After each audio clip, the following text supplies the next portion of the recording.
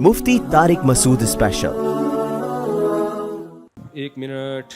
मुजाहिद शादी के लिए हदिये को तैयार करने का कह रहे हैं, दूसरी शादी के लिए अहलिया को तैयार करने का आसान नुस्खा बता दें। अहलिया कभी भी तैयार नहीं होगी, उसकी गैरत का तकाजा है कि वो तैयार ना हो। ये पागलपने वाली बात है कि तुम्हारी बीवी कह के आप एक और शादी कर लो। उसका नबी सल्लल्लाहु अलैहि वसल्लम ने जब निकाह करते थे, अम्मी आयशा को तकलीफ होती थी, गैरत आती थी उनको। तो औरत का जो काम है वो उसको करने दो, आपका जो काम है वो आप। ये ऐसा ही है जैसे मुफ्ती साहब कुर्बानी के बकरे को आप समझाएं कि खुद ही लेट जाए कुर्बानी वाले दिन आके। बकरा का यही है कि वो नहीं लेटे, समझ रहे हो। बकरे पर लाजिम है कि वो क्या करे, बैल पर लाजिम है रस्सा तोड़ के भागेगा। ये उसकी अकल सही होने की अलामत। अगर वो आके लेट जाएगा तो इसका मतलब इसकी खोपड़ी ठीक काम नहीं कर। तो भाई जो औरत का काम है वो औरत को करने दो। औरत का काम है, मुतनब्बी का शेर है, अहिब्बती अन यमलउ बिस्साफियातिल अक्वबा व अलैहिमी अन यबदुलु व अलैया अल्लाह अशरबा। क्या खानदानी शेर मुतनब्बी कह गया। मुतनब्बी एक शायर गुजरा है, उसके बहुत सारे दोस्त थे, शराब पीते थे। ये 1000 साल पुराना किस्सा है। वो शराबी दोस्त थे ना, तो ये कभी कभार शराब खाने में उनसे मिलने के लिए जाता। मुतनब्बी को शराब से नफरत थी, वो कहता था ये गैर अखलाकी चीज़ है, ठीक है। मुतनब्बी कहता था मर्द की मर्दानगी ये नहीं है कि शराब पिए, मर्द की मर्दानगी है तेज रफ्तार घोड़े की पुश्त पे सवार होकर दुश्मन से लड़े। घुमसान की जंगों में बहादुरी के जौहर दिखाना ये मर्दानगी है, पी के टुन होना ये मर्दानगी नहीं है। ये उसका स्टाइल था मुतनब्बी का। शराब खाने में गया अपने दोस्तों से मिलने के लिए, तो दोस्त पी भी रहे थे और मुतनब्बी को पिलाने की कोशिश भी कर रहे थे कि काइंडली 2 घूंट हमारी तरफ से दादी के इसाले सवाब के लिए, अस्तगफिरुल्लाह, यानी पी ऐसे ही लोग रहे होते हैं जैसे कोई सवाब मिल रहा है, तो 2 घूंट हमारी तरफ से भी हो जाएं।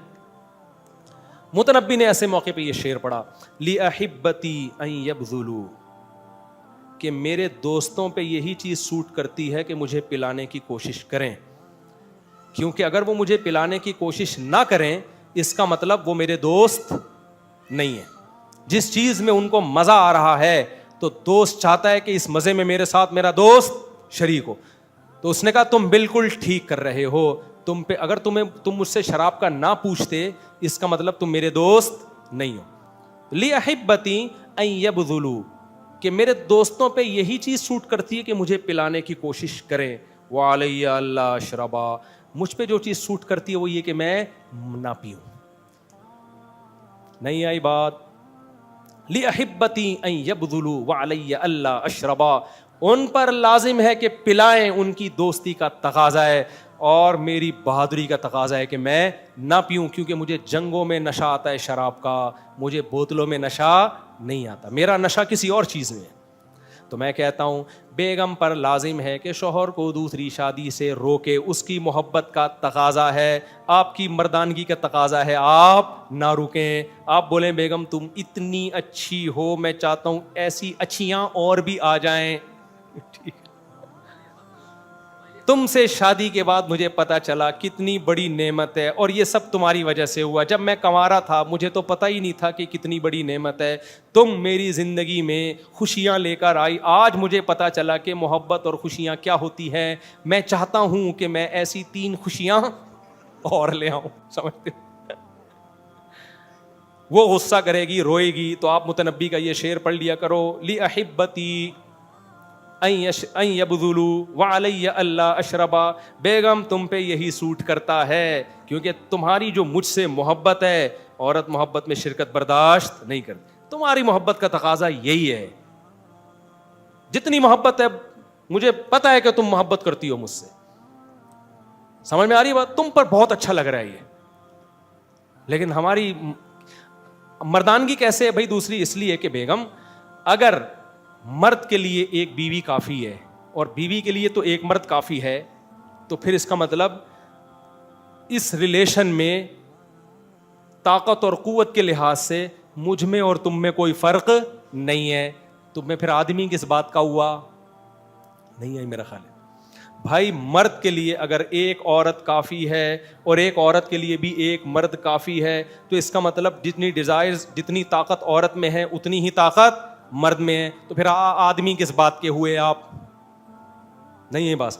مرد کا مطلب اس میں طاقت عورت سے, یہ ڈیزائرز عورت سے زیادہ, اس میں ڈیزائرز عورت سے زیادہ ہیں.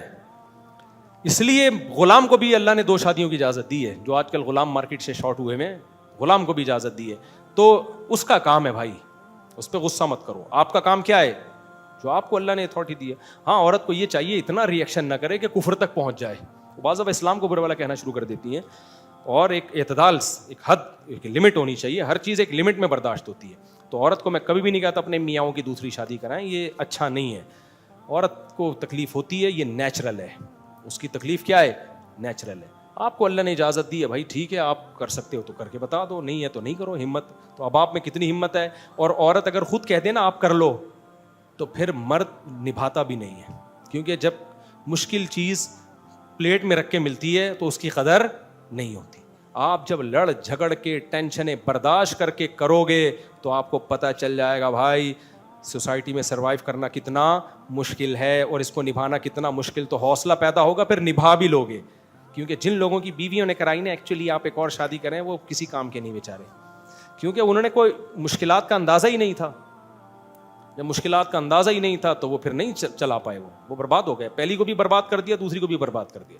تو اس لیے لڑ کے جو کام ہوتا ہے وہ لڑائی کے دوران ہی پتہ چل جائے گا آپ میں تپڑ کتنا ہے. سمجھ رہے ہو؟ لڑائی کے دوران ہی پتہ چل جائے گا. دھمکیاں جھیل گئے تو آگے چلا لو گے, اگر دھمکیوں سے ڈر گئے اس کا مطلب تمہارے اندر دم نہیں ہے. تو تم وہ کام کیوں کر رہے ہو جو تم آگے تمہارے اندر حوصلہ نہیں ہے اسے چلانے کا. تو یہ بچوں کا کام نہیں ہے, یہ آدمیوں کا کام ہے. تو آدمیوں پہ ہی سوٹ کرتا ہے جو یہ سارے جھگڑوں کو جھیل کے برداشت کر کے چلا سکیں. کیونکہ جب 2 ہوں گی نا تو مسائل کم نہیں ہوں گے, مسائل کیا ہو جائیں گے؟ بڑھیں گے. پھر کیسے چلائے گا؟ پھر تو کہے گا بیگم اب تم نے مجھے اجازت دی تھی نا, اب تم اس سے مت جھگڑو. دوسری کو کہے گا تم پہلی والی سے مت جھگڑو, اور میں بھی تم دونوں سے نہیں جھگڑوں گا. تو مان لے گی کیا وہ؟ آپ کی کھوپڑیاں آؤٹ ہونا شروع ہوں گی. وہ کچھ اور کہہ رہی ہوگی, یہ کچھ اور کہہ رہی ہوگی. تو پھر آپ جب ادھر جاؤ گے ادھر جاؤ گے, پھر آپ پاگل ہونا شروع. تو اگر حوصلہ ہوگا تو چلا لو گے ایسی کی تیسی, حوصلہ نہیں ہوگا تو خودکشی کرو گے الٹے لٹک کے. اس لیے ہم کہتے ہیں دوسری شادی پھڈوں کے بعد ہو تو ٹھیک ہے.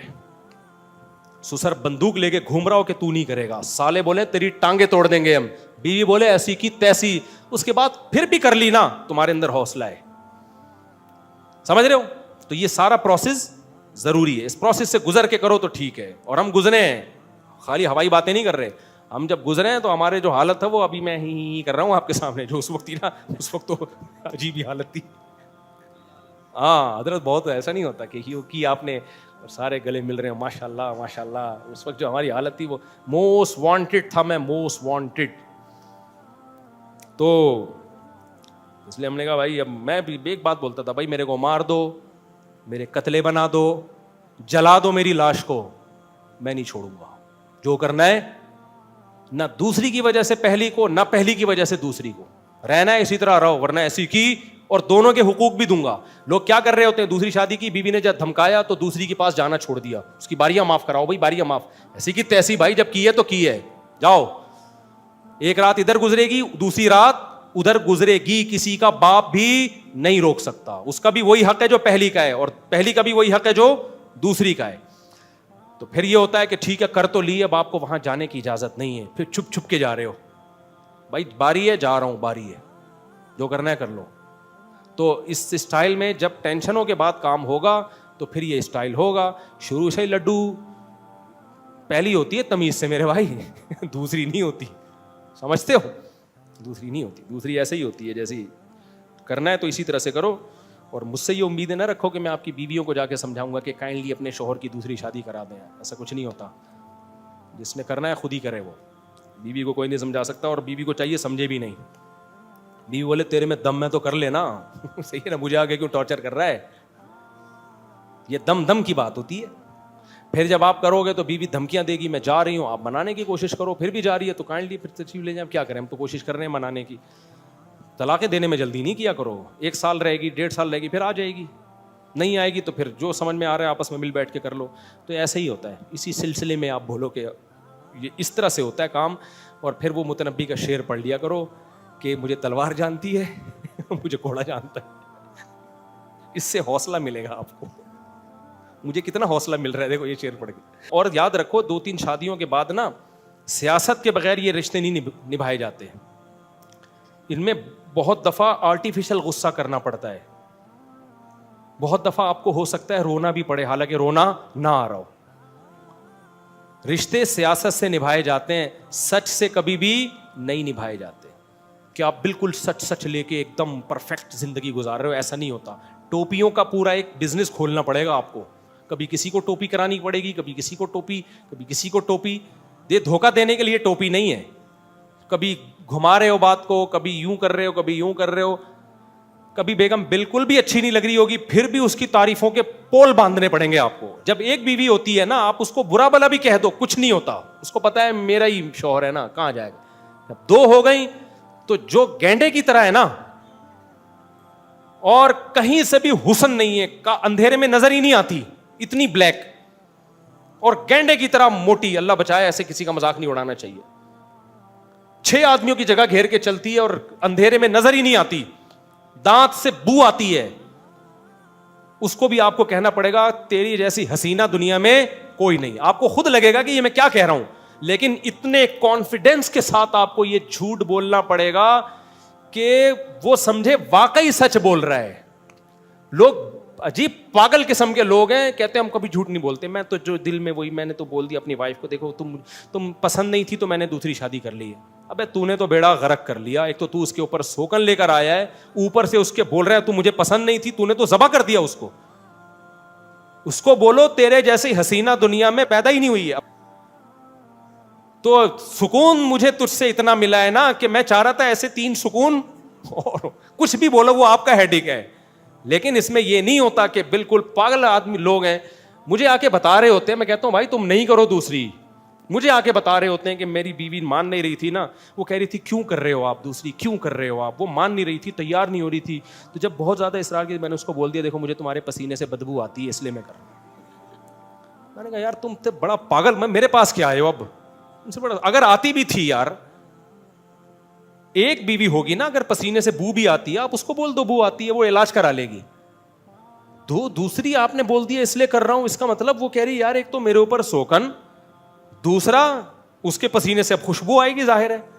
تو میرا میاں تو ہو گیا ادھر کا, میں تو اب رکھیل کی طرح رہوں گی گھر میں. آپ نے تو اس کو جیتے جی ذبح کر دیا نا. تو ایسا اتنا سچ بولنے کی ضرورت نہیں ہے. تو کھوپڑا استعمال کیا کرو یار تم, تو اس میں جھوٹ ہی چلتا ہے. اس کو بھی ٹوپی, ادھر بھی ٹوپی, ادھر بھی ٹوپی. حسینہ برابری تو سب کے ساتھ کرنی, حقوق سب کے ہیں, لیکن ایسا نہیں ہوگا کہ بھائی وہ آپ اس کو بول رہے ہو تمہارے پسینے سے تم بغلیں بڑی رہتی ہیں تمہاری, اور تمہاری ناک مجھے بہت بری لگتی ہے جیسے بیٹھتی رہتی. ابھی کیا میں بولوں یار, چھوڑو بہت ہو گیا. بعض ہے نمازوں پر کعبہ کا نقش بناتے, اس کے اوپر بیٹھنا ناپاک, کعبے پہ پاؤں نہ رکھا کرو میرے بھائی. ویسے تو جائز ہے, کعبہ کے اوپر بھی کھڑے ہونا جائز ہے. مسلمان اونٹ کا پیشاب پیتے ہیں. مذہب مخالف لوگ کہہ رہے ہیں مسلمان اونٹ کا پیشاب پیتے ہیں, گائے کا پیشاب سے پرہیز کرتے ہیں. دیکھو ہندو جو گائے کا پیشاب پیتے ہیں مقدس سمجھ کے پیتے ہیں. مسلمانوں میں اگر کوئی مسلک, اول تو جمہور اونٹ کے پیشاب کو ناپاک سمجھتے ہیں. امام ابو حنیفہ کے نزدیک اونٹ کا پیشاب کیا ہے, ناپاک ہے. وہ خود بہت بڑے محقق تھے. وہ جو حدیث ہے جس میں آتا ہے کہ نبی نے اونٹ کا پیشاب پینے کا حکم دیا, وہ علاج کے طور پر تھا, اور آپ کو وحی کے ذریعے پتہ چل گیا تھا کہ ان کی پیٹ کی بیماری کا علاج کس میں ہے, اونٹ کے پیشاب میں. تو کوئی اگر مر رہا ہو تو پھر تو گوبر کھانا بھی جائز ہے نا, اگر ڈاکٹر کہہ دے. تو مجبوری کے حکام تو الگ ہوتے ہیں, اس سے اونٹ کا پیشاب مقدس نہیں ہو گیا. اور اسی وجہ سے حناف کا یہ ہے کہ اونٹ کا پیشاب بیماری میں بھی اب پینا جائز نہیں ہے, کیونکہ وحی کے ذریعے نبی کو تو علم ہو گیا تھا کہ ان کی پیٹ کی بیماری کا علاج اونٹ کے پیشاب میں ہے, لیکن قاعدہ کلیہ تھوڑی بنا دیا تھا نبی نے. تو آج اگر ڈاکٹر کہے گا کہ بھائی اس بیماری کا علاج میڈیسن میں نہیں ہے, پیشاب میں ہی ہے, تو پھر گائے کا بھی حلال ہے, بکری کا بھی حلال ہے, اونٹ کا بھی حلال ہے. پھر تو اونٹ گائے بکری کے کوئی فرق ہی نہیں ہے. اگر ڈاکٹر کہہ دے بھائی اس کو مینگنی کھانی ہے, اس کا شفا کس میں ہے, گوبر میں ہے, تو مرتا کیا نہ کرتا, گوبر بھی کیا ہو جائے گا, جائز. مگر گوبر مقدس نہیں ہو جائے گا کہ اب آپ صبح جانے سے پہلے گوبر کا لیپ لگایا کرو یہاں پہ, یا پیشاب میں نہایا کرو, یا اس کو مقدس سمجھنا شروع کر دو کہ اس سے بلائیں ٹلتی ہیں. یہ نہیں ہوگا. تو مسلمانوں میں صرف حنابلہ, امام احمد ابن حنبل, جہاں تک مجھے اس وقت تک جو معلومات ہیں, جو ظاہر ہے یہ مسئلہ پڑے ہوئے بھی 15-20 سال ہو گئے. امام احمد بن حنبل کا ایک قول ہے غالباً کہ اونٹ کا پیشاب پینا بیماری میں, وہ بھی صرف بیماری میں ان کے قول ہے کہ جائز ہے, مقدس انہوں نے بھی نہیں قرار دیا اس حدیث کی بیس پہ. لیکن احناف کا اس بار جمہور تو احناف ہی ہیں, زیادہ تر تو فقہ حنفی دنیا میں رائج رہے, ان کہیں کہ بیماری میں بھی حلال نہیں ہے. تو آپ ایک چیز ایسی اسلام کی طرف کیوں تھوپ رہے ہو جس پہ مسلمانوں کا اتفاق نہیں ہے؟ تو اگر یہ جائز ہوتا نبی کی اس حدیث کی بیس پہ تو صحابہ پیتے ہیں اونٹ کا پیشاب, تو کہاں ملتا ہے ہمیں کسی نے پیا ہو؟ تو اگر حدیث سے ہمیں اونٹ کے پیشاب ملتا ہے تو بیماری میں ملتا ہے. تو حنابلہ کا قول کسی نے لینا بھی ہے تو سعودی علماء جو فقہ حنبلی کو فالو کرتے ہیں وہ بھی صرف بیماری میں جائز قرار دیتے ہیں. علی الاطلاق انہوں نے بھی حلال نہیں کہا. کسی کو پیٹ کی بیماری ہے اور اس کا علاج اونٹ کے پیشاب میں ہی ہے تو پی سکتا ہے وہ. تو اس طرح ہم کہتے ہیں اگر کسی کو پیٹ کی بیماری ہے اور اس کا علاج گائے کے پیشاب میں ہی ہے, کہیں اور سے ٹھیک نہیں ہو رہا, تو پھر وہ گائے کا بھی پی سکتا ہے, پھر وہ بکری کا بھی پی سکتا ہے اگر ڈاکٹر لکھ کے دے دے. تو جبکہ ہندو مذہب میں گائے کا پیشاب وہ ایک مقدس ہے, تو پیشاب مقدس چیز نہیں ہے, اور جانور بھی مقدس نہیں ہوتا. جانور اللہ نے انسانوں کی خدمت کے لیے بنایا ہے, مسخر کیا ہے, ہمارا غلام بنایا ہے. تو جو ہمارا غلام ہے وہ ہمارے لیے مقدس کیسے ہو سکتا ہے بھائی؟ سمجھتے ہو؟ چلو بھائی, اور کوئی مسئلہ نہیں, بہت یہ ہو گیا, اونٹ کا پیشاب ہو گیا میرے بھائی, جلدی سے, بہت ٹائم ہو گیا. پہلی بیوی کو یہ بتا دیا میں نے, پہلی بیوی کو کوئی کسی کا باپ بھی نہیں سمجھا سکتا, پہلی بیوی کو. السلام علیکم.